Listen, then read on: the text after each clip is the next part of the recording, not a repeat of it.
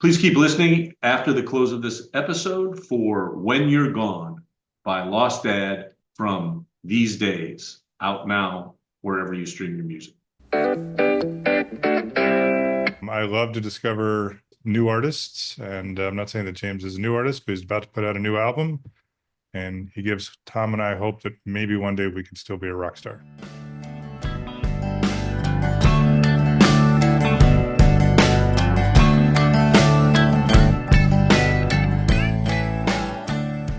This is Third Song In with Chris Derrickson and Tom Polachek. So James Beck was born and raised in Mechanicsburg, Pennsylvania. He's an English teacher in Berks County, PA. He has been teaching for about 24 years, as I understand it. He started playing guitar and singing in and around Berks County, where he met, and I admit this may be just a personal opinion, the best drummer in the world, Rick Tomlinson, an old buddy of Chris and mine.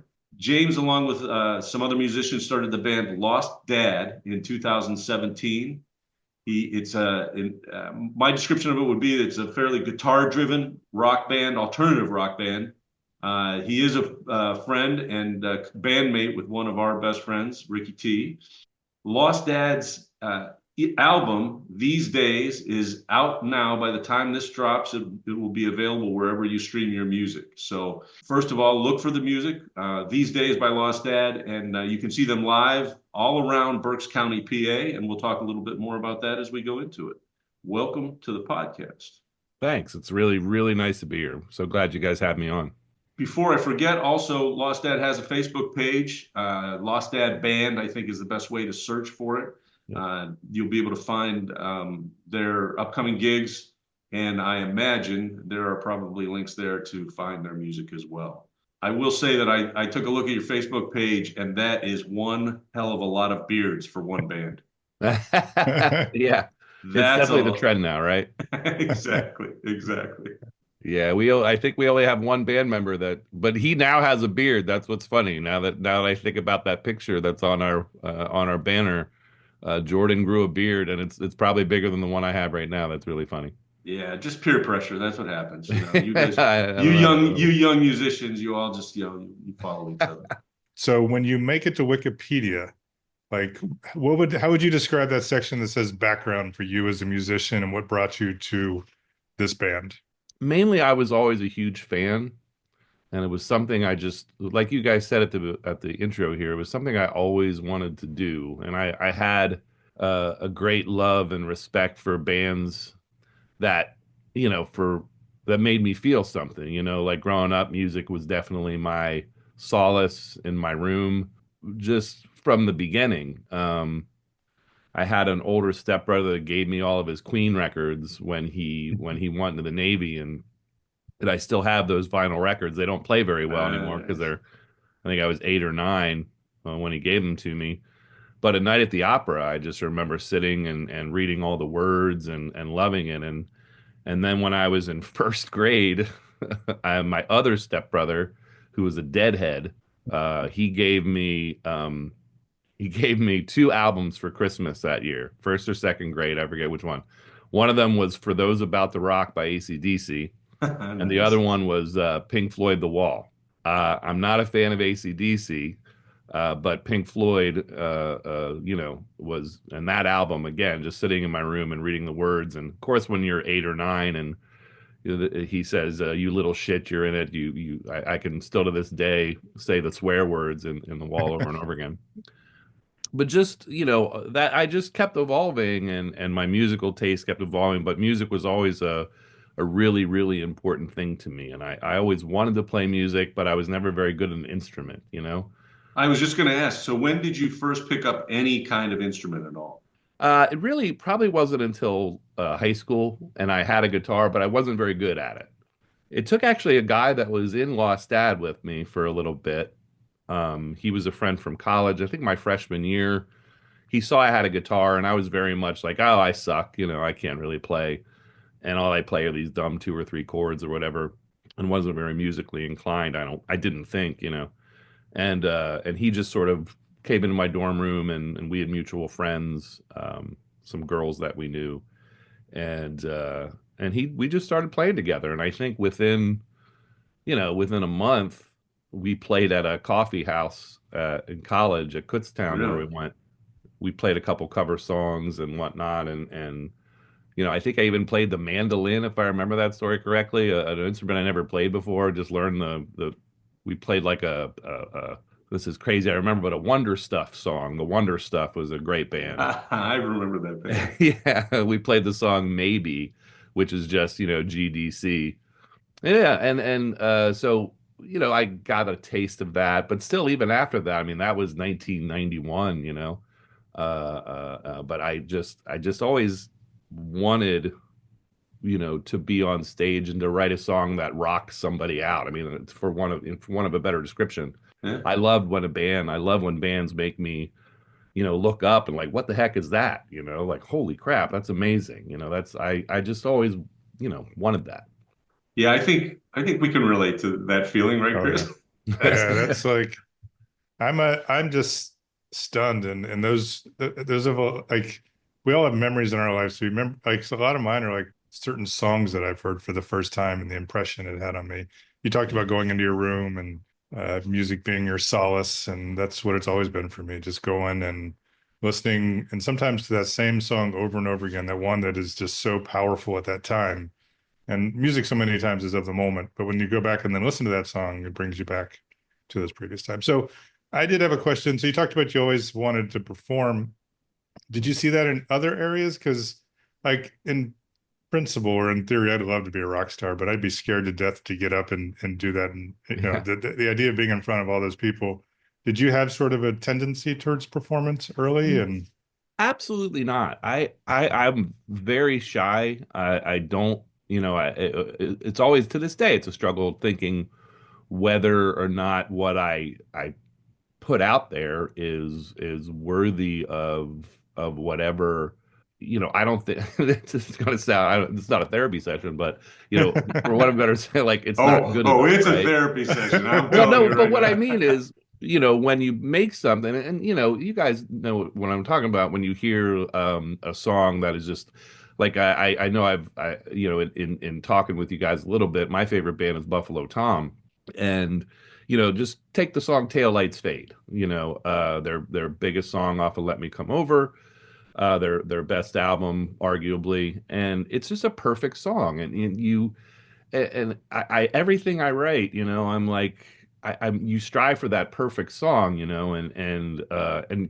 and when you hear so many things, whether it's my voice or whether it's a chord, whatever it is, you just strive for that perfect thing, and it's never going to be good enough. It's never going to be like that, and I don't know if it's just because of all of my background listening to music and my looking up to these bands, but I struggle with like, oh, that's not good. And my voice, especially, being the singer, I can't. I laugh when I hear our early tapes, like learning how to sing over the past whatever 6, 7, 8 years was really getting up and singing in front of people. That was probably the hardest thing, quite honestly. Now, do you excuse me? Do you write the music? Do you write the lyrics? How does your band come up with the original music that you? No, I write everything for the band. The band started, like I said, around 2016, 2017. And I was never expect I just play guitar in my house. A few times I would sit down and write a song, but again, I didn't think they were very good. And then I had a friend of mine who was a drummer, and just sort of reconnected. My wife's friend was friends with him, and they reconnected, and he said, "Oh, I play drums." Like, "Well, I play guitar," and he had been in bands that toured, and I was like, "Okay." And he said, "Hey, let's play." And he put his drums in my basement. He needed a place to store them, I think. And so we were pretty consistent every 2 weeks. And his name was Dustin Caruso. And he just I never felt like he was judging even my terrible voice and my repetitive songs. And he was very much like, he'd come in, and there was a song, we don't play it. It's called Can't Go Back, and I'll never forget it. It was very repetitive, very forced, I think is a good word for it. But every 2 weeks when we practice, he's like, "All right, let's go, let's play that song." And then eventually writing songs, really in the band room, I'd come up with a riff or something and I'd record it all. And then Dustin would have a drum part, and that really helped me sort of structure a lyric or something. And I would go back and then finish the song from the little minute and a half in the middle of a 20-minute practice that I'm like, ooh, there's something there. And that was pretty much how I got all the songs we have now. So this is kind of the other side of Chris's question. In terms of the writing, the lyrics in particular, we focus a lot on lyrics just in our conversations in general. And I wonder, and I know you happen to be an English teacher, so what about the writing side? Have you written in the past? Has that been something that you've done since you were young as well, or did all of it kind of come together as part of, Yeah, I this mean, awakening? yeah, no, no, no. When you're a teenager, I probably wrote bad, sad teen poetry. Um, Yep. as I got older, I did not, I did not do much in my artistically in my 20s. It's something I always wanted to do. I probably played my guitar haphazardly. I would write little things here and there, but nothing, nothing really serious, because again, it was that feeling like it wasn't going to be good enough for whatever. And again, I wasn't really playing with any people in my 20s, and then in my 30s, I got my job, and no one to play with. I didn't know where to find people to play with, and so it was just I didn't really do much writing wise. It would, creative writing wise, not really much at all. So how about now? Do you find that now that you've performed, you play live, Yeah. you've got an album coming out, do you find yourself setting aside time and writing more frequently now? I try my iPhone is probably full of the best 1 minute and a half starts of songs that I've That's ever awesome. heard, and I will start them and have a good idea, and then I go back to them and I try to finish them,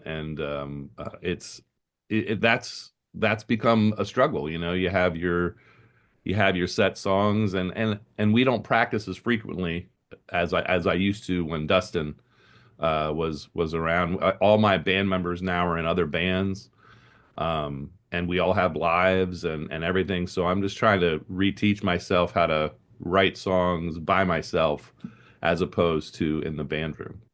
Well, I know in talking to you earlier, actually on a couple of occasions we've spoken, and every time you've shown that you are the biggest cheerleader for the music scene in Berks County, Pennsylvania Yeah. that they could possibly have. They should be shooting commercials with you, as far as I'm concerned. Well, And well, it sounds to me like you play in a band with a lot of people who play in other bands, and everybody kind of plays in that community. yeah. How did you get involved in the community?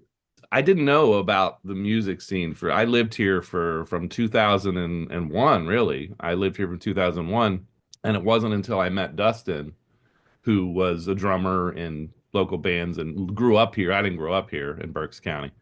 And Dustin took me to an open mic because I was writing these songs with him and, as a drummer.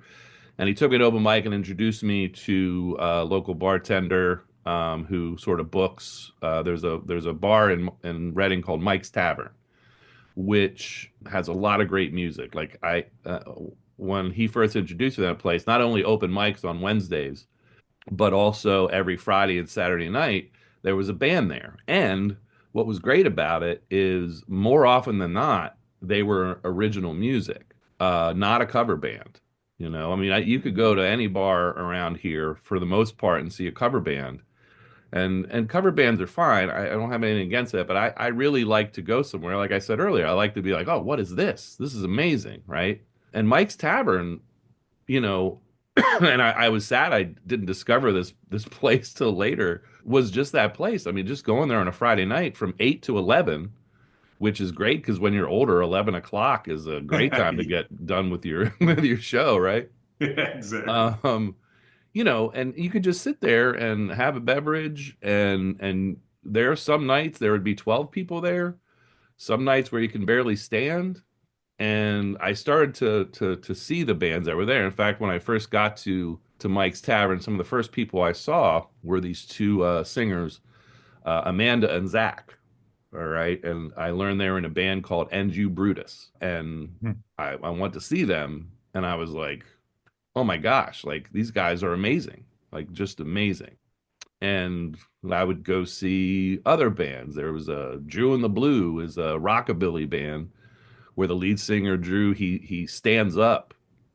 He's the lead singer and he stands up drumming, Oh, and he's the really? lead singer. And it's just a three piece. They're unreal good, you know. John Smith's Voyages, another band I would go see at Mike's Tavern, and they were the lead singer. You he like loves 70s music and he writes, I mean, you think it's Elton John or Queen or whatever, but it's these original songs. And then, you know, I remember the first time I saw John Smith's Voyages, just like the story of like a local band, you know, and he plays a piano and sings, and the band is they're dressed in 70s garb, and then he pulls out a trumpet, like of all things. I'm just like, dude just pulled out a trumpet, you know, and I'm at a little bar in Reading, and I just love it, you know. And Yeah. it doesn't matter the genre of music. And even like an average band, I love when people put the effort in to try to just to try to rock me. Like I said before, you know, it's genre, slow, fast. I don't care. I just want something to move me, right? And Mike's Tavern in Reading, you know, you can find a lot of good local bands. Well, I know where Chris lives now is a similar situation. He's in, College Central. It's, Yeah, universities all over the place. So I know they have a great local scene. I think Joliet may be closer to the Reading, Berks County area, which is to say it's not the first place you think of when you think of, hey, original live music, but yeah. there's a thriving local music scene in this area. Hmm. And I'm always on the outskirts of it. I know a few of the musicians. We go to see live music when we can, unless now the older we get. But it's always intrigued me, and it's fun to see how close they are, how they help each other. It seems to be a very communal activity. Guys in one band are playing in somebody else's band, or sometimes they get together for a crazy live show where they just mash them all together. And it sounds like a similar environment there, which I Yeah. think is just fantastic. I just love to see that happen. Yeah. But yeah, in terms of like collaboration, like you said earlier in my band, I mentioned Zach and Amanda from the first people I saw at Mike's Tavern at open mic. Zach is now the guitar player in my band. Yeah. And Zach is also in NG Brutus And in the I know Rick appears to be in like 12 different bands playing all in the same night sometimes. yeah, Rick is definitely but he also books things too. That's what's cool about Rick is he knows different places, and he'll randomly, you know, he's like, "Well, I book this place once a month." You mean Rick will play anytime, anywhere. He'll play at open mics. He'll play at his Thursday gig. He'll play. I mean, if you have a place to play, Ricky will be there, and he's got a great ear. And I was, like I said, very fortunate that he joined our band when he did. Yeah, it's funny. He played in at least two or three bands while we were in college, and we would go to see him play at little basement bars and areas around. And it probably helps when you happen to be one of the top three nicest guys in the world. So Nice. I think he just gets along with everybody. Well, what's funny about Rick is just playing. He really drives the band. That's what I love about Rick as a drummer, a musician. Is you know, the song's not over till Rick till Rick decides it's over. That's And awesome. well, the way he hears things, and we kind of we turn into, I don't want to say a jam band, like people are just going to bring up Fish or whatnot in their head, but you know, having Zach DeSantis as a guitar player, we now have Jordan Bickart as a keyboard player. He became a permanent member. He's another local musician that plays out all the time, and all these people just kept joining my band, which has been fantastic. And then Riley Schock, the bass player, Ricky will just keep the jam going, you know, and he just keeps it going. He hears things in a certain way, and then Zach will connect with Rick, and then of course the bass player will connect with Rick, and everyone sort of takes turns, and I forget what Rick called it one time. It's like our guitar Mageddon, is what we sometimes end our songs with. And then or I would make a joke when Ricky stands up, the song, he really liked it when he stands up at the end. And That's I love to awesome. see him stand up at the end of a song. I can't wait to see you guys play live. I'm making plans to get out there and hopefully see you guys play live because I've listened to the album and I really really enjoyed it, and I'm looking forward to seeing the live one. James, I intrigued and made me think a lot about all the local influence on your music. But as listeners and critics, they often talk about, larger bands' influence. You talk about Buffalo Tom Yeah. as one of your favorite bands. So do you think about that when you're recording? Do you note to yourself, that this sounds like, or you're trying to, I mean, it's such a big deal when everyone talks about bands, they sound like this band or that band. Does that even impact the music that you put out? I think clearly it does. I know my friends that I grew up with that I'm very close with. The Buffalo Tom reference is clearly the main one. I mean, I have a song I wrote called Summer Sunday. Buffalo Tom has a song called Summer and a song called Sunday Night on the same album. And when I remember very distinctly when I finished that song, I was like, I just ripped off Buffalo Tom, two songs in one title, and I thought it was pretty funny. In terms of sound, I think we kind of evolved where I have the acoustic guitar all the time. And I know a lot of Buffalo Tom has the acoustic guitar in it, especially like from after Bird Brain. But I also influence wise, I mean, I loved U2 when I was a kid. U2 was a major point in my life. I'm not a huge fan of their new stuff. No offense to U2. Their I don't know, their musicianship and their ability to create a moment. I think is a big influence. New Order is another band that strangely, I know we're not techno or something, but I think the very simple structure of New Order songs is something that influences me as well. I think I always appreciate when somebody I make a joke where I'm like, wow, that song is so simple. I mentioned Tail Lights Fade earlier from Buffalo Tom. That's E minor, A minor, D, and G over and over again. But dear Lord, the way he structures it is it's just, and the lyric, it's just unbelievable. And I love when a songwriter does something so simply, and I think that's what influences me more than anything. It's funny, and of course, music just influences itself. And it's, if you mention a band that influenced you, obviously there's a million bands that influence them. In listening to the album, and I was hesitant to say this because I consider this to be a compliment, but one thing that I heard, there's a few of the songs have a real country blues sound to them as well. And I think some of it comes from the acoustic guitar you're talking about. Yeah. But there's a lot of kind of Beggar's Banquet, Let It Bleed, Stones that I hear in a few of your songs. When You're Gone is a song where that's what I took out of it. And of course, I'm sure all those other influences are there, but it really struck me. And again, in the most complimentary way, how simple it was and how straightforward those songs were, which is that's my favorite era of the Rolling Stones by far, is that, 2 or 3 albums right around, what it was, the 70s. What's crazy, and I've never said when people say, "Hey, what does your music sound like?" But you are the fifth or sixth person to say Rolling Stones. And we have a song we play live, which is just plainly a Rolling Stones song. And I don't promote that. I think a lot of that comes, especially for the song "When You're Gone," that comes from Zach's guitar. Yeah. Zach nails sort of a bluesy kind of riff there, and I mean that guy can play anything. Like having him in your corner, just he'll structure a melody, he'll rock your face. He's just an unbelievably great guitar player. And in terms of the country music, I mean, the country sound, I'm a huge fan of the country alternative movement. Some of my favorite bands to this day, Old 97s and the Scud Mountain Boys and, Yes. Uncle Tupelo, which I know you guys love, Uncle Tupelo. Yeah. I mean, huge influences. So the Train song was really, I don't think I set out to write a country song, but when it happened, again, I took it to the band and they were like, "Wow, you know, because I never think I'm like, oh, it's this country. What do you guys think? This country riff?" And the second the band connects with it, I get excited, and then I'll finish the song, and that's kind of what happened with that country song. But yeah, I definitely am influenced by that stuff. Certainly it's great music.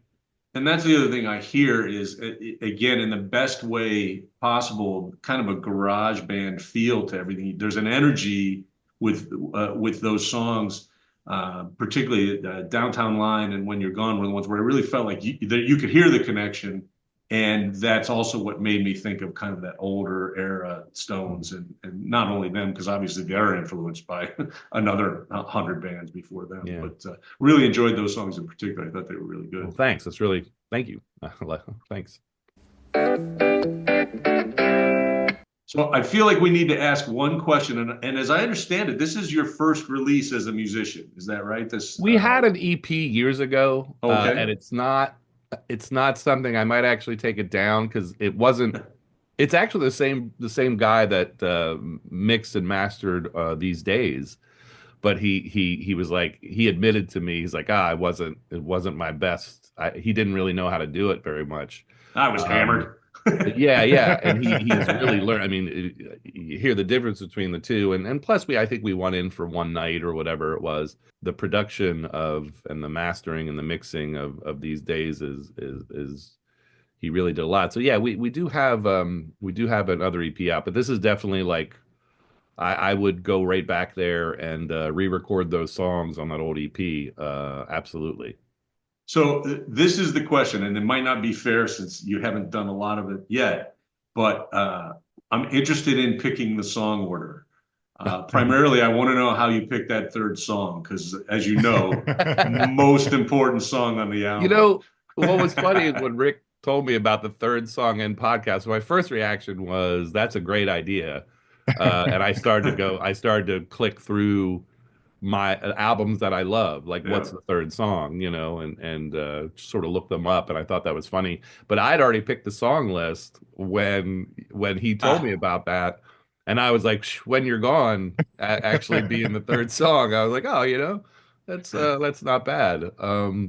So in terms of picking the third song, the song order. Yeah, that's really the more. I did think about the song order. Sorry, go ahead. I'm sorry, and I didn't mean to interrupt you, but that's okay. really the broader question for me is, how do you decide what order? And this comes from an old guy, right? Chris and I talk about it a lot, about how we loved to listen to albums, and it felt like musicians put a lot of effort into deciding, we're going to start here, we're going to go here, even if it wasn't a concept album. There was a theory, there was a plan, and I wonder if how much of that came into play. I definitely thought about it without question. I did so much of this, on my own. I had a friend of mine do the artwork, and in terms of the song list, I kind of thought it's, the song These Days to start. It just has a nice, not mellow, but a good sort of ease in. Right. And we have a song that we often play first live called You Wait, which again, I keep mentioning Dustin. That was a Dustin holdover where he said, hey, that's a great song. People can go get a beer, kind of start to relax and sit down and before it takes off, and then with Walls and When You're Gone and Surrender, it was like side Aches. And we do have a vinyl coming out eventually. And Surrender kind of has like a taper off jam at the end of it. And then most importantly then for me, I think, was what was going to be the last song. I know I switched around Downtown Line and Wonder Why. And this is just, my mindset. Downtown Line and Train Song, both like heavy A minor chord is in there, and them back to back, I'm like, I don't think they're going to be back to back. And also Wonder Why, I think when we recorded it, I was glad. I think other guys in the band said, why don't we record Wonder Why? And I was happy that we did it because it sort of has a different vibe to it. Like it's almost like sounds like a happy song because just the melody and the guitar, and it's sort of upbeat, right? And not saying that everything else is like super sad and depressing beat. I mean, they're rock songs, but at the same time, I was glad we had sort of a different thing in there. So I really did think about it when I finally listened to them all together, and Lights Off was the last song, because to me the last song is really important. Yeah. Agree. I think about Weezer, Only in Dreams, like what a perfect way to end an album. I think about a bunch of bands that I love with their last song. I believe Let Me Come Over, Buffalo Tom. I believe it's Crutch, which is a perfect way to end an album. And so, yeah, I was glad when I listened to the whole thing finally, and Lights Off was the last song. I was like, oh, yeah, I That's chose cool. right, I think. That's We're gonna very have cool. to have you come back for another episode and just talk about sequence of songs, because you obviously take it as seriously as Tom and I do. Because Well, Yes.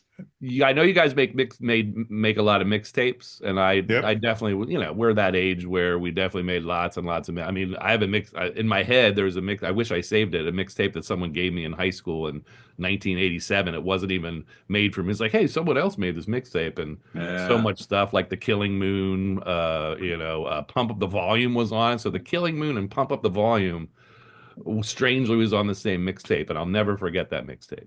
speaking of mixtapes, I think that might be a good time to move on to the next segment of our episode, Yeah. where we pick songs. And today's theme, as suggested by James, was a challenging one, but a good one. It left us a lot of flexibility with our choices. And I think you're going to see that in what we picked out.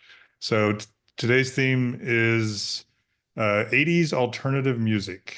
And Tom, do you want to describe to the audience our special playlists? Because you do a lot better job than I do.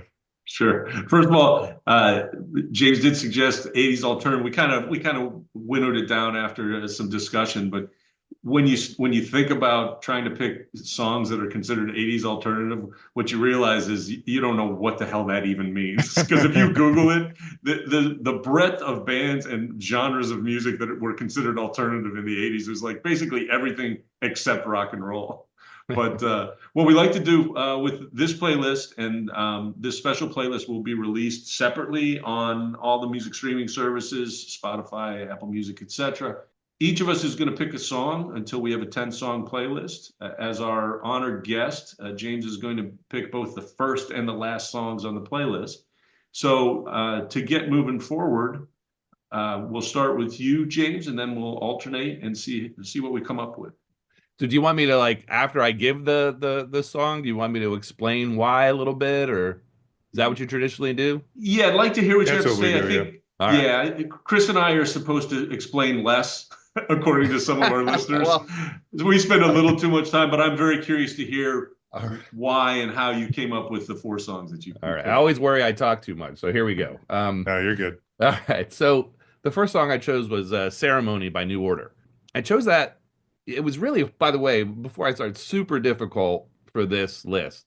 There were so many bands I omitted, I might mention as I go through, but Ceremony by New Order to me is the choice. And I was like struggling because we said 1979 to 1990, I believe.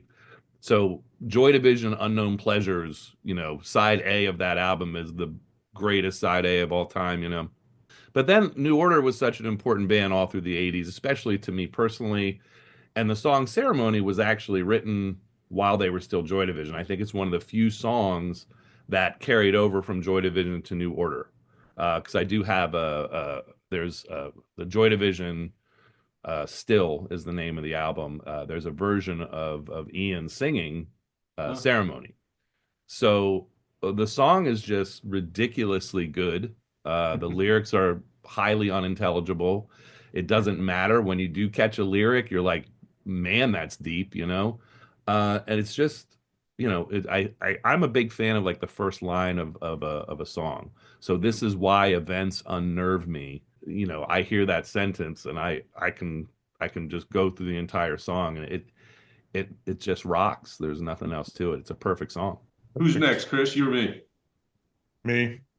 You. And to show the flexibility of this category, my first choice, I remember listening, so when we moved to WashU, I lived on a floor, and most of my friends were girls, women. And we go and we hang out and we'd all play music. And easily the most played song was Don't Go by Yaz, or I think they're called Yazoo in England.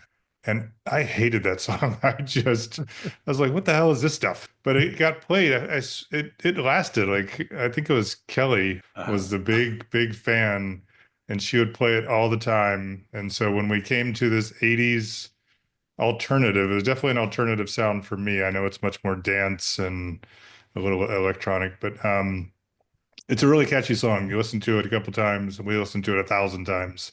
It sticks in your head. And I hadn't listened to it in years. And I was looking at the list of greatest alternative songs. I'm like, oh shit, I haven't. So I went and played it. Now it's been stuck in my head for the last week. So that's my first choice is Don't Go by Yaz. I think it's Yaz. If and I don't know if this was just a Wash U thing, but if you wanted any chance at getting any play at all, you had to listen to Yaz because otherwise the girls would not hang out with you. You had to be willing to listen to that song. It's so funny that you said that because I remember the same thing. And actually, when you listen to the song, it is a well-constructed song. It is a great kind of dance song. But man, every girl that I wanted to go out with loved Yaz. There was just no way around it. My first song for the playlist is from the same era. Didn't necessarily provide the same results if you listen to it with a bunch of girls, but was "Gimme the Car" by Violent Femmes from 1983. I slowly became a Violent Femmes fan, and I'm probably more of a Femmes fan now than I was when I was in college. I went to see them live, I want to say maybe the year after I graduated college in St. Louis, and their live performance was fantastic. But it's one of my favorite Violent Femmes songs. What do you have next, James? All right. Well, this one might be unpopular. I don't know. Because this was one I struggled. So I picked Soul Asylum, Sometime to Return. And now the reason I say it might be unpopular, because I think Soul Asylum gets a bad rap because they sold out, with air quotes, no one's seeing the air quotes, in the 90s with like Runaway Train and everything. But if you listen to Soul Asylum's work in the 80s, I think they're way in front of a lot of things. Like the country alternative you mentioned. Go listen to Made to Be Broken. Dear Lord, that is a country alternative before Uncle Tupelo was making it. And it's punk. It's they put out I don't know how many albums in the 80s, just like the Husker Du output, which is a band, I could have picked in this slot here, Husker Du and those bands. But Soul Asylum Sometime to Return was just a powerhouse. It's a pop song, it's a rock song, it's a punk song. And the lyrics again are just absolutely stellar. If you want to feel something, it's just a wonderful line, wonderful lines in there. So Soul Asylum Sometime to Return. Plus, I saw them all the way through 1991. It was important. I saw them in a club in Lancaster, and they were, I don't want to say they were struggling, but it was a tiny club, the Chameleon Club in Lancaster. And man, they were good. Just as a live act. I think Rolling Stone at one point called them the best live band in America, and they really held that up. So they're a great band, great song, worth listening to. Cool.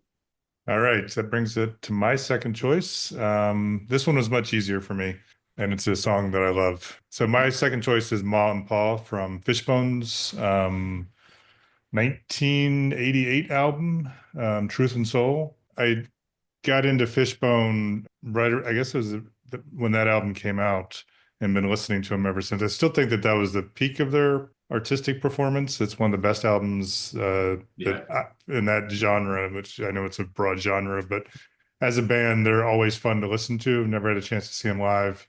But Ma and Pa is just a great upbeat rockin' song. And I've been listening to that one all week too. And very different feeling from Don't Go, but again, you think we went broad.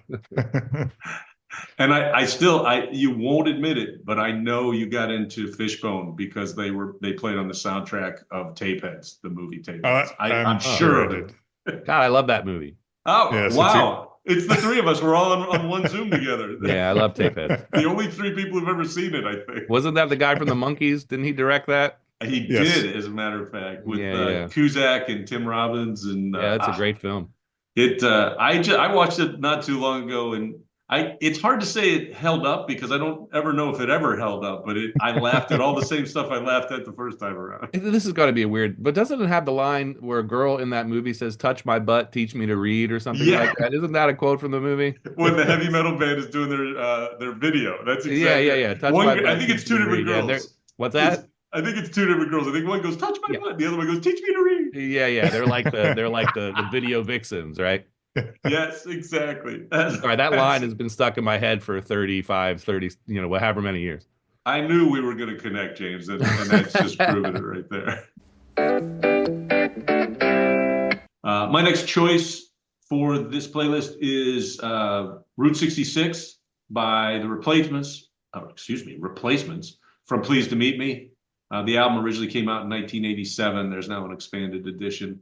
I love this song, but the craziest thing is that I was not a Replacements fan, and I kind of took a stand against the Replacements because everybody I knew in college and during that period of time kind of found them and thought they were the vanguard of alternative. And it was similar to Chris's his stance against popular music, although I don't know if the Replacements were ever superstar popular, but it took me 20 years to sit down and listen to Pleased to Meet Me and realize what a great album that was. And I think it deserves to be on the playlist, first of all, because they were leading edge alternative band, but also because it took me so long to figure that out and to realize how important they were and how they influenced so many bands. Yeah, I had a similar rejection of them, but I've come back. They're great, and several bands that we listened to, Slobberbone is one, definitely show their Replacement influence. Absolutely, absolutely. What's number James? 7, James? Well, the Replacements, I actually contemplated quite a few Replacement songs for this list. Here Comes a Regular is probably one of the greatest songs ever written. And that was definitely one I contemplated just to throw that in there.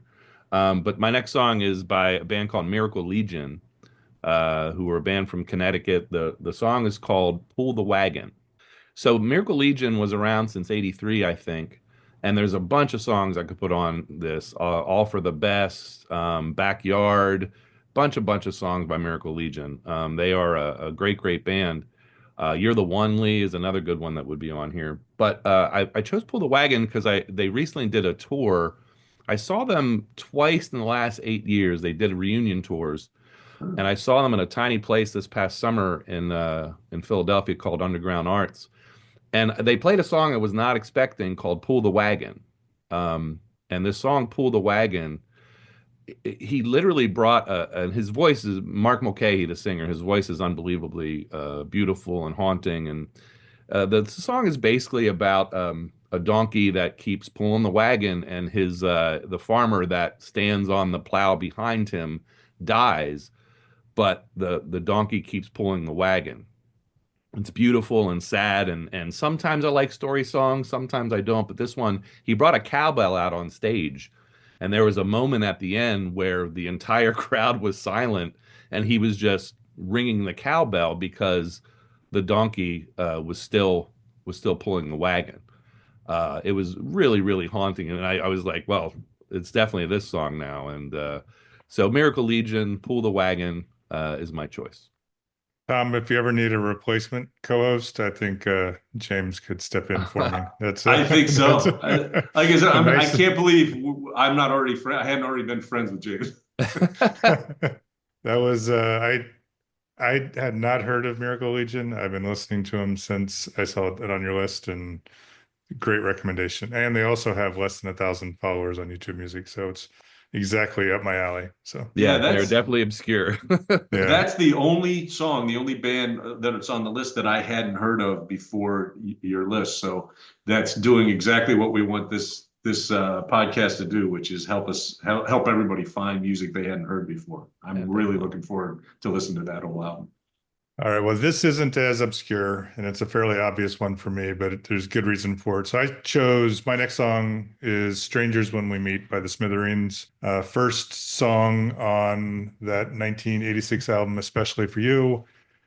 And this goes back to a buddy of mine. I was listening to bad hair metal, as Tom knows. And it took me a while. I mean, I got into the alt country, and I have another song for our actual playlist.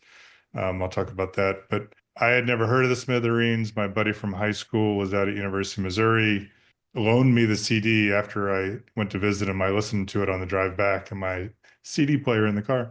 And that opening song just hit me right away.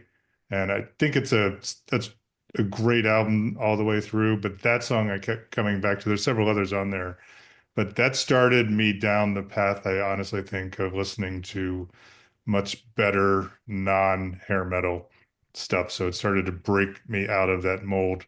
And to this day, when I hear that song, I think about my buddy. So, yeah, what a great song. I yeah. love that song. My next pick is from 1988, the album Starfish. The band is The Church, and the song is Under the Milky Way. This is a band that I really got into at the time, and when I hear Under the Milky Way, it's one of those I close my eyes and I'm 20 years old again, and I've always loved that song, and I think it's a great one for this playlist. Nice choice. James, that brings us to your fourth and final one for our special playlist. Just let me mention that Under the Milky Way is an extremely simple song. Such a perfect song, by the way. Yeah, it definitely evokes a feeling, and I think it's probably the simplicity of the song that just, it's kind of like you described in an earlier song. It doesn't really matter what the lyrics are. It just kind of washes over you, and just love that song. Yeah, that's one of those songs I'm super jealous of. I'm like, darn it, they're so good. Anyway. Yeah. My last song is by the Pixies, Wave of Mutilation. And I picked that one. The Pixies were really, really important, I think, not just to me, but I think to everyone. The loud, soft, loud, whatever you want to call it, that sort of genre. I believe, that Kurt Cobain always mentions them as an influence, but I think they influenced everybody. Mm-hmm. And when Surfer Rosa and Come On Pilgrim came out in like 86, 87, I think I drove from my job or whatever, my dumb job and my McJob. And when I was 16, I drove to a record store and bought that. And, Where Is My Mind was on that. It's just Levitate Me. I mean, just packed with hit after hit after hit. And then I kept buying their albums. And then I think Wave of Mutilation was on the album with Monkey Gone to Heaven. And Wave of Mutilation is just an amazing song. I mean, and you talked about lyrics that don't, I kissed mermaids and rode the El Nino. What the heck does that mean? I don't care. I just don't care. But on a Wave of Mutilation is such an obscure but wonderful lyric, and what a great chorus, and what a perfectly written song. I believe it's only 2.5 minutes. All of his best songs are like 2.5 minutes. So that's my choice. That's the perfect final song for this playlist. That's like you said, it's one of the most poetic lyrics I think you're ever going to hear in any genre of music. So our next segment is our recommendation segment, which I always find funny to say because all we do in this podcast is recommend stuff. But this season we're recommending songs from the 80s. So again, perfect theme for our playlist, perfect theme for our entire season of Third Song In. Chris and I are each going to recommend something from the year 1988, being that this is our 8th episode of the season. I am going to stick with music for this recommendation, although these recommendations don't necessarily need to be music. But one of the bands that I thought about putting music into the special playlist is one of my favorite bands from that era, Living Colour. And what I'm going to recommend is the album from 1988, Vivid, which was I'm sure their biggest selling album. It is awesome. And it was kind of like Fishbone to me. They seem to be creating their own genre of music. It's a bit of a combination of rock and punk. And I won't say so much. It's not hip hop, but there's a sensibility that's just different that they brought to punk, really. And it's loud, it's very brash, their music, and I love that album, and I think everybody should go back and listen to that. And if we are sticking, we'll probably change this next season, but I will now rate Tom's based on egg burritos with sour cream.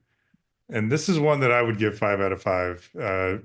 Not only because I think the album was groundbreaking, it's held up to this day, but Tom played the shit out of this album like when he had it. So this one is stuck in my head. And it's just one of those you can just go back and drop right into it and listen to it. And it both brings you back to that time, but it doesn't feel dated all the time.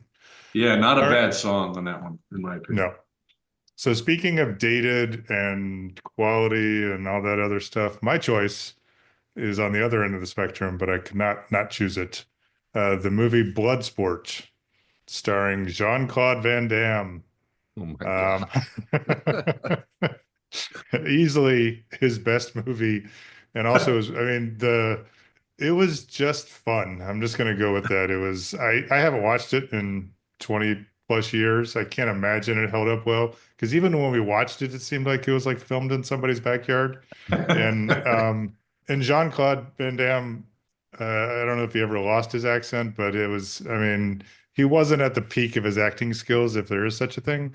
But just watching, it's like what's the word I'm looking for? Prefaced or whatever it alluded to what is now the UFC. I mean, this idea of Yeah, mixed that's martial funny. arts, and it started in that brutal fight to the death. That's what Bloodsport was. But it was cool to watch all those weird ass, martial art forms. Sorry to be offensive if it's to such a thing, but I'm not even sure if they were all true. But the bad Yeah, guy I though don't too, know. the bad guy was a fantastic bad guy. Jean-Claude was a great hero.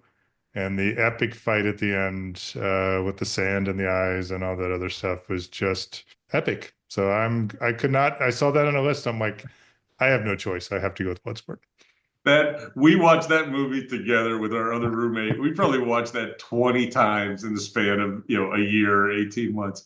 I have rewatched it, by the way. You can find it streaming like on Tubi or one of those, one of those streaming services. It does not hold up at all, except for, like you said, it was bad then, Yeah. but it is one of those bad movies that I love. And I watched it from start to finish. I knew everything that was going to happen, and I still cheered. It's ridiculous. And because of that, I'm giving it 5 out of 5 egg burritos with sour cream. It is one of my favorite martial arts movies. The acting is awful. It's just horrible all the way through. But the fight scenes are so much fun. And like you said, it's just fun and entertaining to watch. So I'm giving it the highest rating we can give it.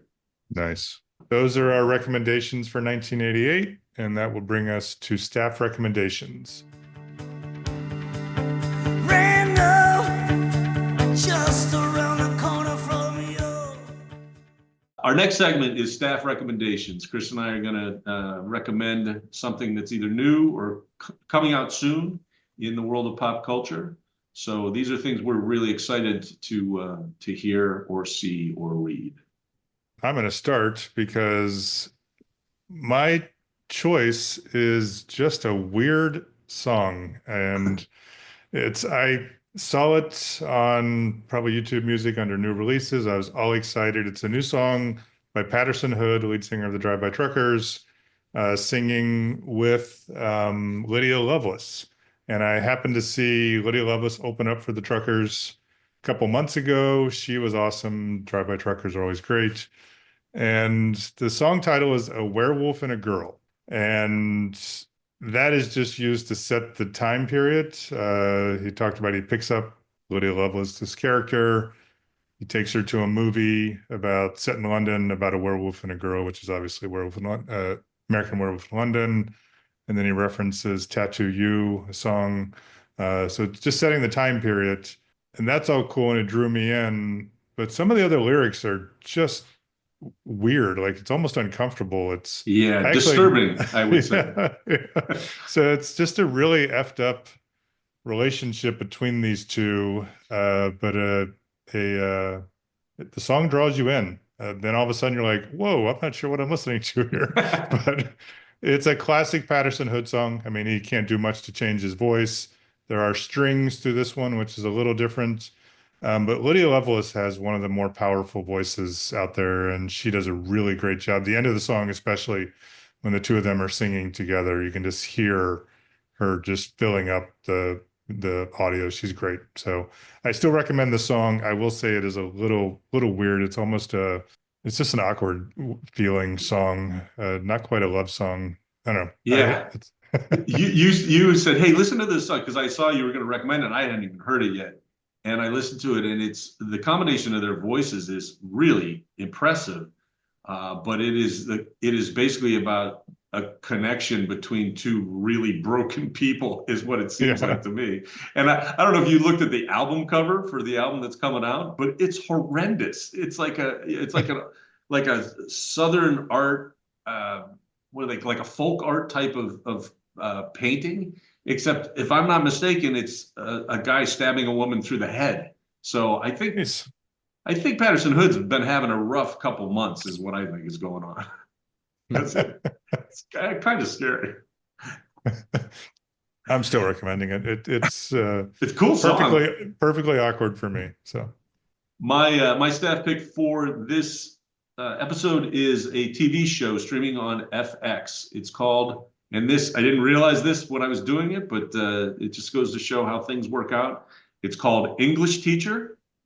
It is, I wrote down, as I was trying to think how to describe it, it seems to be a cross to me between Abbott Elementary and AP Bio, which are both TV series about teachers, with a little bit of Always Sunny in Philadelphia mixed in, because it can get really crude. It was created and stars a guy named Brian Jordan Alvarez, not someone I'd ever heard of before. I don't know if he was a stand-up or an actor prior to this. It is a really funny, really quirky view of a young teacher and it's a workplace comedy. Otherwise, it's just set in a high school. So there's like really funny students in his classes who wisecrack and say funny things. He's a gay man, and it explores a lot of kind of gay and trans stuff within the context of, the parent-teacher organization and the administration and then the other teachers. And it really stands a lot of cliches on their head, I think. Like, there's the teacher who's the gym teacher, who is in a lot of ways your classic meathead, but also like a really tolerant, really nice guy who does, in the first episode, does a real solid for Brian Jordan Alvarez's character, and they're clearly friends. But there's also a lot of conflict in it. It's really, really funny. FX has this ability to put out these shows that are really on the edge, and this is one of them. So it's called English Teacher, streaming on FX. I recommend it highly. I watched the first couple episodes of that. Obviously, being an English teacher, I watched. Yeah, what'd you think? I thought a lot of the things are realistic to a point. It's sort of like they always exaggerate stuff. But I did like the meathead jock coach gym teacher character. He reminded me a lot of people that I knew in high school in the 80s and stuff. So but with a good heart, it was definitely good. It was interesting. Yeah, that's the Always Sunny in Philadelphia part is where I think it's not particularly realistic, I don't think. Yeah. I think everything is heightened a lot, and the main character is a guy who kind of heightens things just by virtue of his personality. Yeah. So I do feel it's a little surrealistic, which is how I see Always Sunny in Philadelphia. I always say all those, like Abbott Elementary and those workplace comedies, where it gets very unrealistic is where they have every teacher in a room all talking. Right. In the break room. Like, there's absolutely no way that's going to happen. We're lucky if we see three people in the break room. It's kind of funny, but that's one thing I noticed about Abbott Elementary too. Like, elementary teachers never leave their room because they're in charge of like 8-year-olds. Yeah, that's funny. You're right. I didn't really think about that, but you're right. They're always together. Yeah, I don't mind. I mean, I like workplace comedies. They're great, but that's the one thing I always notice. That's very interesting. Mm-hmm. That takes us to Post Facto. It's a mistake. It's a mistake. Post facto is our opportunity to either correct prior mistakes in earlier episodes or fill out information that we either didn't have handy or in this particular case that we just plain fucking forgot to do. So Chris already pointed it out. We've been trying to rate each other's recommendations this season, and we keep forgetting. So this is our eighth episode, but looking back at our fifth episode, we forgot to rate each other's choices. So real quickly, Chris recommended from what year was it? From 1985, you recommended the movie Spies Like Us. It starred Dan Aykroyd. And I didn't get a chance to go back and watch the movie after you recommended it. Based upon my recollection, there were some funny parts, but I think Dan Aykroyd, I think Chevy Chase both did much better work even in that time period, definitely before that movie. And I'm going to give it a 3 out of 5. I agree with you, sorry. I think that's fair. Probably even a little generous. James is going to think that I have some really great taste in movies. Movies. No, I loved Spies Like Us. I thought that. I mean, I haven't rewatched it to give it a fresh rating, but I loved that movie. I thought the movie was hilarious and dumb. I love dumb hilarious. Oh yes, that sums me up. Yep. Well, I did not go back and reread White Noise for obvious reasons because we just recorded episode 5 about a week ago. I know it's considered a classic, and I probably should give it 5 out of 5, but I'm going with 4 out of 5. It's just such a disturbing, but I know it's very insightful, but it's probably not a fair thing to say that you don't want to go back and read it, but I didn't want to go back and read it. So it's a great book, though. It's really hard to give it anything less than 5, but I'm going to. I don't care. No, I think that's fair rating, truthfully. It's my favorite DeLillo book, but it's only because it's just simpler than most of his other stuff, which I find so complicated and difficult to track all the characters sometimes in his novels. But he's not my favorite author of all time. I do think it's a really good book, but I think 4 out of 5 makes sense. I think White Noise is. I've read the book several times actually. I think the book is difficult just because it's it seems to be like a series of vignettes almost. Obviously, the characters descend into whatever sort of madness, and that postmodern view. I like the point of view. Is it surrealistic, and I always think about that scene with the sun in the car, and is it raining or it's not raining? Well, the radio says it's not supposed to rain. He really expects this almost a suspension of disbelief in a weird way. Does that book hit differently to Midwesterners? I know it's set in like a nondescript Midwest state, and he's a professor of Hitler studies, which is ridiculous. I mean, does that hit different for Midwesterners? I don't know. And truthfully, you two are the only other 2 people I know who've read that book. So the only feedback I have is from you guys. And I think we're kind of on the same page. My one observation that I don't think I said when we first talked about it was, I am surprised it was written in 1985. Yeah. I didn't read it until a couple years ago. Mm-hmm. And it felt very contemporary when I read it. So probably in 20, maybe I read it somewhere around there. I hadn't gotten to it. I'd read a number of other books by DeLillo, and I thought, oh, this is a short one. Maybe this one will be a little easier. Yeah. And I was surprised how well it held up in terms of the time frame of it all. Yeah. I mean, you're not hearing. There's not a lot of stuff about obviously cell phones and social media. It doesn't, but it didn't feel, because of the surreal nature of it. It didn't feel out of time. Well, I think the pharmaceuticals, he nailed the pharmaceuticals. I mean, where we are now with pharmaceuticals. Yeah. For some way, shape. I don't know how he nailed it so well, but he did. Yeah. So, but 4 out of 5. I think that might be even generous, but I think I did enjoy the book as I read it. I did. Yeah. Next up is playlist picks, Chris. You got anything? You got something. I know you do. Oh, I got something. And this one, I couldn't decide whether to choose it for our special playlist or our me playlist. too. But I decided in the end, since I'd done the Smithereens before, this is a band I have not done, and I had not thought about in a long time. But this is the song Sweet Mental Revenge by the Long Riders from their album Native Sons in 1984. So I think it's Sid Griffin is the lead singer of that band. And this is a remake of a 1966 Waylon Jennings song. I think James talked about opening lines earlier. This has just like, this is a guy who's broken up and all he wishes is misery for the girl, the woman that left him. And I think the opening line is something like, and I hope that the man you call yourself with gets drunk and loses his job. Like that's, I think the opening line, and all the ground that you travel on is dusty and hard or something like that. So, and it just goes from there. It's just, it's a, I don't know if it's a simple song or not, but it's a perfectly hateful post breakup song.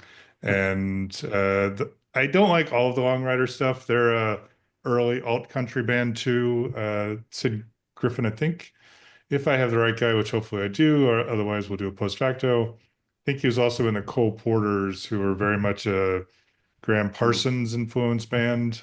So the alt country roots are there. It's a good, solid band, and this is, I think, this is my favorite song from the Long Riders. My pick, same thing. I debated whether I wanted to put this on our special playlist or whether I want to put it on the season-long playlist. I pulled it out for the latter. It's "The Hole of the Moon" by the Waterboys from Medicine Jack in 1985. I like the Waterboys, but in particular, I always thought this was a great song. There's just very kind of, I don't know. It's another one of those one of those songs where I don't know if I even know the lyrics really, but I like the feeling of that song. So these songs, the two that Chris and I just mentioned, will go on our season-long playlist. Every episode, Chris and I add two songs, and we publish those songs on a playlist called Third Song In Season 5. You can find that on Spotify, you can find it on Apple Music, YouTube Music, and Amazon Music. The other playlist, the playlist we put together with James, will be titled something, a third song playlist. Haven't come up with the title yet, but that will also be out on those streamers. I'm really looking forward to it. I think it's one of our better collaborations, and I always enjoy doing that and getting input from our guests, because I think you've come up with some really cool songs too. That brings us to the end of the episode. I would urge all of our listeners to look for These Days from Lost Dads. That album should be streaming now. We're recording before it's being released, but this episode will drop after it's released. So you should be able to find it on Amazon, pretty much everywhere you can stream music, correct? Yep. Everywhere you can stream music. Great. Also look for the band on Facebook. Lost Dad Band is the best way to search for them there. I would imagine that's a good place to look for gigs, performances, upcoming performances. Hopefully we'll schedule some more. Hopefully we'll schedule some more. Excellent. Yeah. Well, I've listened to all of the songs from These Days. I actually think I may not have listened to them in order, because I think Rick sent me an early recording. Yeah, I think you did. I'm looking forward to the actual release. I want to hear them in order. I'm going straight to the third song, of course. Yep. But I've heard all the songs. I think it's really good, man. I really, really enjoyed listening to it, and I really hope you guys come up with some more and put some more out so we can hear them. I appreciate that. And we want to thank you for joining us today, James. This has been a great conversation. We will also post information about James's band on our website under the As Mentioned section. So links to the new album, to back to his Facebook page and anywhere else to promote him as much as possible. So Third Song In is recorded in Chapel Hill, North Carolina, Joliet, Illinois, and West Lawn, Berks County, Pennsylvania. You can email us at thirdsongin@gmail.com. Please follow us, rate us, download our podcast episodes, review us on whatever platform you listen to the podcast. Give us all your damn stars. You can also check out all this information on our website, which we're updating daily. We have links to the episodes, to all the playlists. As I noted before, we'll have links out to information on the various guests that have joined us. Once again, we want to thank James Beck for joining us today. Please stay tuned after the end of this podcast so you can listen to his new song, When You're Gone, from the album These Days by James's band Lost Dad. This has been Third Song In with Chris Derrickson and Tom Polachek. Thanks for listening.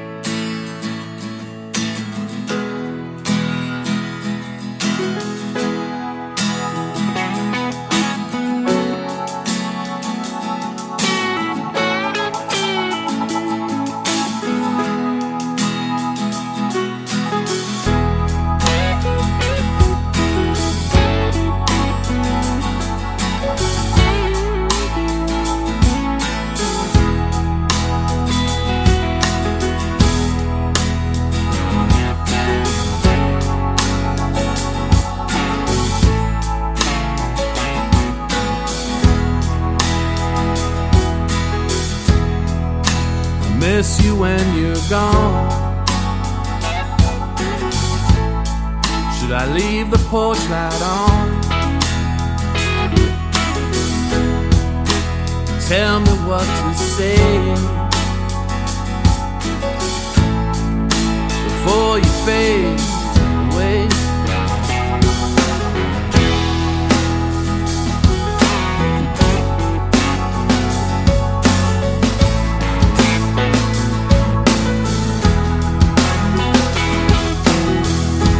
Are you still in love with me?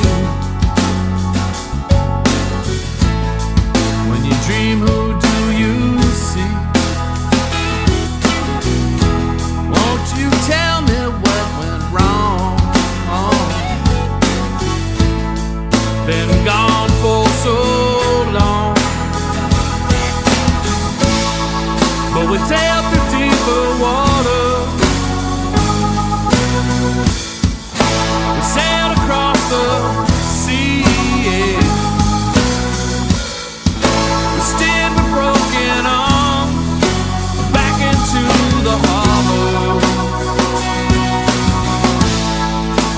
right back home to me.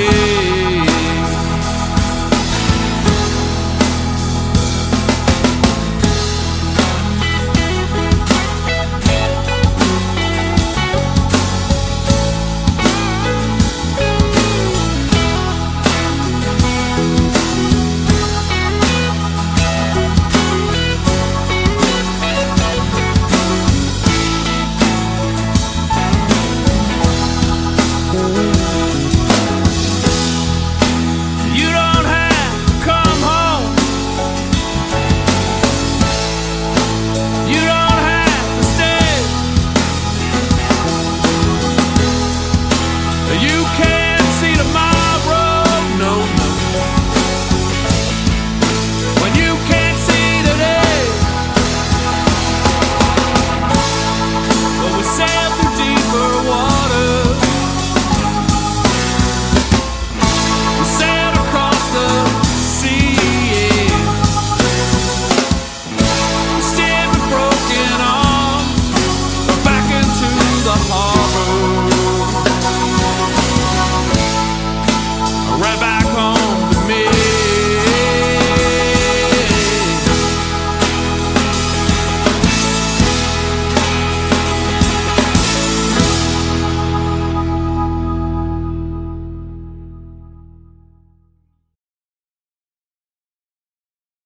I think I went with my parents to see Captain and Tennille.